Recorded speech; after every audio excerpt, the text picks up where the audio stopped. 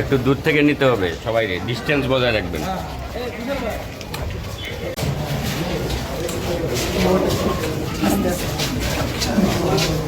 5 আগস্টে জুলাই আন্দোলন শুরু থেকেই জড়াইছিল। যেমন হচ্ছে যেদিন আবু সাইদের গুলি লাগে সেদিনও ঢাকা বিশ্ববিদ্যালয়ের ওখান থেকে ওরে আমি আনি। 4 আগস্টে যখন জিগাতলা ইবলিসিনের সামনে গোলাগুলি হয় সেখানেও সে যায়, সেখান থেকেও তাকে আমি নিয়ে আসি। কিন্তু 5 আগস্টে ও শেষ বিদায় নিয়ে যায় আমার কাছ থেকে। ও বলেই যায় যে ভাই আমি শহীদ হইতে যাইতেছি, আমি ইনশাল্লাহ শহীদ হয়ে ফিরবো। তো আল্লাহ তাআলা না ওর কথাটা খুব শিগগিরই লিখে ফেলাইছিল, কারণ ও নিষ্পাপ ছিল। আমি কিন্তু একজন অসুস্থ, আমার ডান পাশের বুকে টিউমার আছে, আমার কিডনিতে একবার আমার ইউসুফ থাকা সত্ত্বে পানি আসছিল, এখন আবার সেই সমস্যাটা আবারও দেখা দিছে। আমি ভীষণই অসুস্থ। ইউসুফের বাবা, ইউসুফ শহীদ হওয়ার পরে উনি 2বার স্টার্ট করছে। উনি পাও রিক্সা চালায়, হয়তো 200-300 টাকা তার অর্থ, সেইটা দিয়ে আমার সংসারটা কোনো রকম চলে। আমার শেষ সম্বল জমানো কিছু অর্থ ছিল, সেটা আমি শেষ করে দিচ্ছি। দীর্ঘ এই 18 মাসে শুধু বিভিন্ন মন্ত্রণালয়, বিভিন্ন জায়গায় যেয়ে আমি দৌড়াদৌড়ি করে সেটুকু শেষ করি।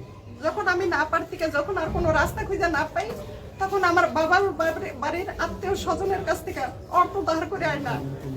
আমি এই দীর্ঘ 18 মাস বিভিন্ন জায়গায় যাই, কোনো জায়গা বাকি রাখি না। যার হাতে না ধরার তার পায়ে পর্যন্ত ধরি। একটা প্রোগ্রাম থাকে, সেখানে আমাকে ডাকায় না, তবু আমি যাই। যাওয়ার পরে সেখানে চ্যানেল একজন সাংবাদিকের সাথে আমার দেখা হয়। উনি একজন একটা করে নিউজ লাইক করে, ওনার সাথেই আমার এইভাবে কথা হয়। উনি আমার নাম্বারটা যে কোনোভাবে নিয়ে আমার নিউজটা প্রচার করার পরে বলছে শাহরুল কবির ভাইয়ের সাথে যদি আপনি যোগাযোগ করেন তাহলে হয়তো আপনার সন্তান ন্যায় বিচারও পাইব এবং তার মর্যাদাটাও পাইব। তো পরে আমি শাহরুল কবির ভাইয়ের সাথে আমি যোগাযোগ করি, উনি আমার সাথে খুব সুন্দর কথাবার্তা বলে। ওনার কারণে আজকে এই পর্যন্ত আমি আসতে পারছি। শহীদ ইউসুফের একটা ছোট বোন আছে, 12 বছর বয়স।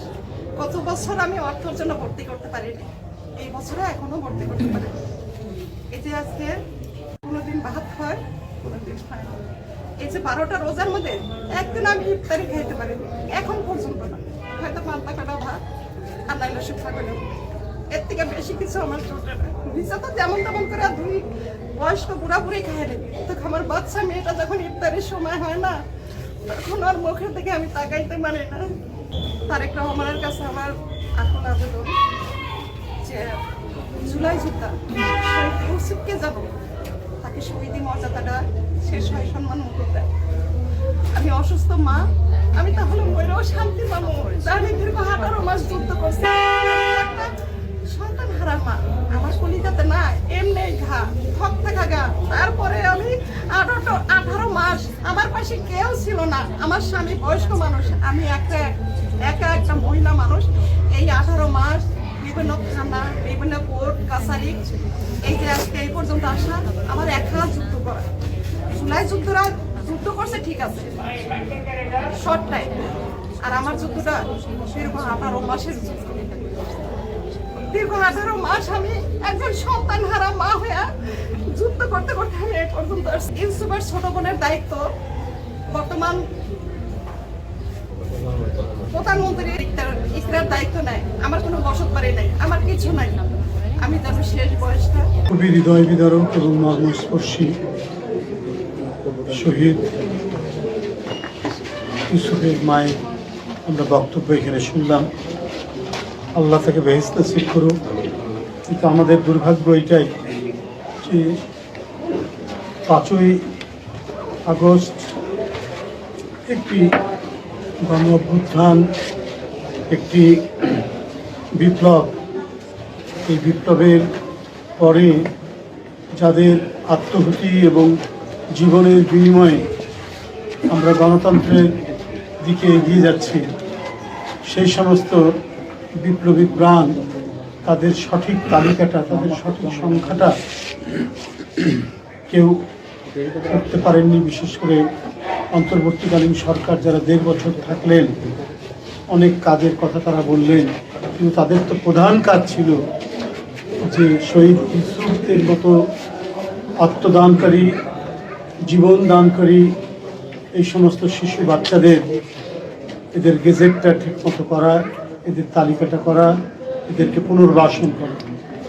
কিন্তু হয়তো অনেকখানি হয়েছে, কিন্তু সম্পূর্ণভাবে সেটি হয়নি।